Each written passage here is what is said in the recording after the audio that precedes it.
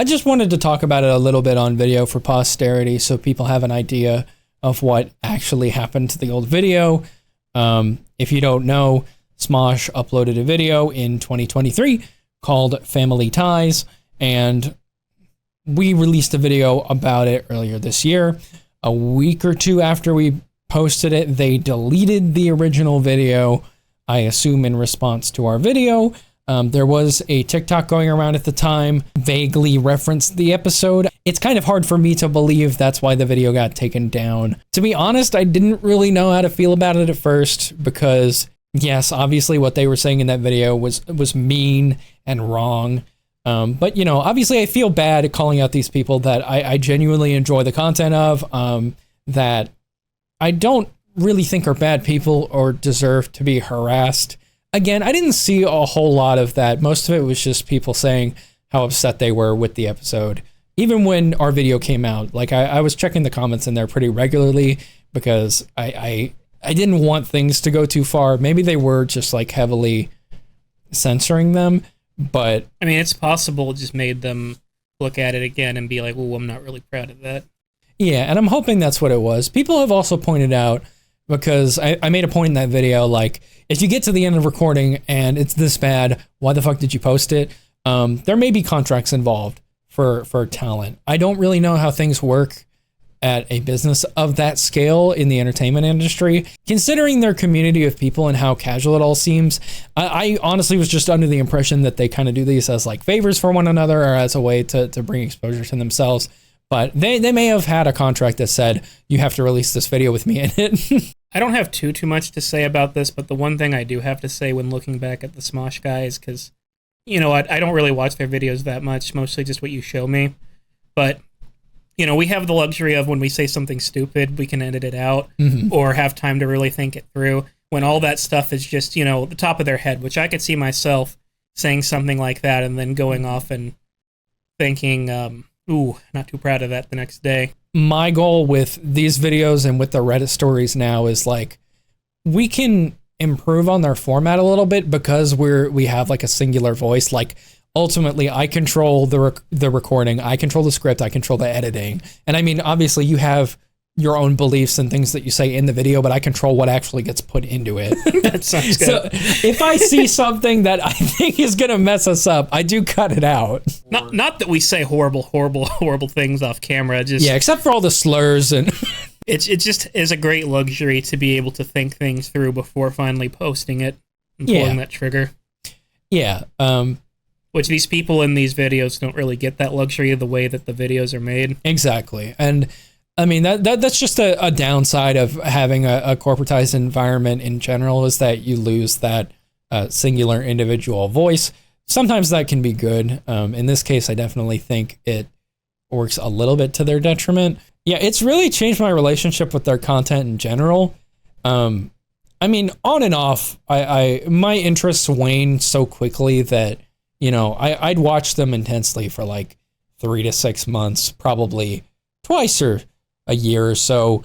But now, I don't know, it feels so weird because I know for a fact that these people know who we are. I don't, like, probably not everybody. I assume at least Shane does as the host of the show. The producers probably do. I don't know how high up this goes. If they invite you to go on, would you? Yeah, I would. No, absolutely I would. I have thought about that, and I don't think that's ever going to fucking happen. We don't have the clout for that, frankly, but also just because of how critical we've been of them. But I would genuinely be interested in seeing how they run their side of things, both so I can, you know, more accurately give commentary on these things, but also it may give me a perspective to understanding like why some of these episodes come out like that. If any of you working at Smosh Reddit stories have any information that you'd like to share that you think would be pertinent to make things more fair, to show the reality of how the show is made, feel free to contact me. I would love to hear from you. Another thing that I'd like to say is it's definitely changed the way I think about a lot of things. Just the fact that so many people I'll never meet or see have now seen my face. Even though I'm a smaller part of these videos, it's so weird to me that these people know who I are. And I wouldn't have called myself a non-empathetic person before, but it definitely the fact that so many eyes are on me. Yeah, it makes you reflect a lot more. To put this into perspective, we've been making stuff together for like over 10 years, like more than 10 years, because we were doing stuff before it was even on my old channel. Almost 20 years if you count the stupid stuff we did in like second grade when we first met. Yeah, but I mean, we never really had anything that caught anybody's eye. We never really tried to play the YouTube game before. And I think it was good for me to step away for a few months after like we had our first like big surge, because it is really easy to let that like impact your brain. Because I think I was going into those first couple ones really looking at like, here's what the comments perspective is. How can I match that with like all of my commentary? Whereas now I'm going into it more looking at like, I'm trying to look at things more fairly now. And, you know, not that I wasn't doing that before, but I definitely had a pre-planned angle going in. Now I try to do more of my research and look at things ahead of time. I think ideally I would want us to just make our own stuff, our own content, and not exist off of the content of other people. Yeah. I mean, that would be great. But that's just not how the algorithm works. It's not how it's worked for us at the very least. I mean, the ones where we talk about Smosh are always the best performing videos. There is a reason that we do that. I mean, I'm not going to hide the fact that the reason we do it is because they perform better, they bring more eyes on us, and frankly, they bring in the money that it takes to, you know, improve our videos and keep them running. But it's not something that I want to continue to do forever. Like I said, we were planning on pivoting after like the first 2 or 3. It's just like converting that audience to new content is so fucking hard. I want to talk about the Liver King so bad. Yeah, and we will make a Liver King video. Man, I hope. We've been saying that. I've been saying that for like 6 months probably. Like I said, it's just hard converting people to that content. And I mean, you know, I have bills to pay. It helps a lot to have this so that I can have health insurance and things like that. And I mean, going back to the previous point, not having eyes on you for like, you know, 10, 15 years, you don't really have to think about what you're making. Like you may have a vague idea of like, I want to be successful on YouTube, but really we were just doing it because like we want to. And I mean, the videos we make here, like I enjoy making. I genuinely love playing with the edit and filming these with you. It's just like, you know, I don't want to be repetitive. B, I don't want to be doing the same shit in like a year or 2 years from now.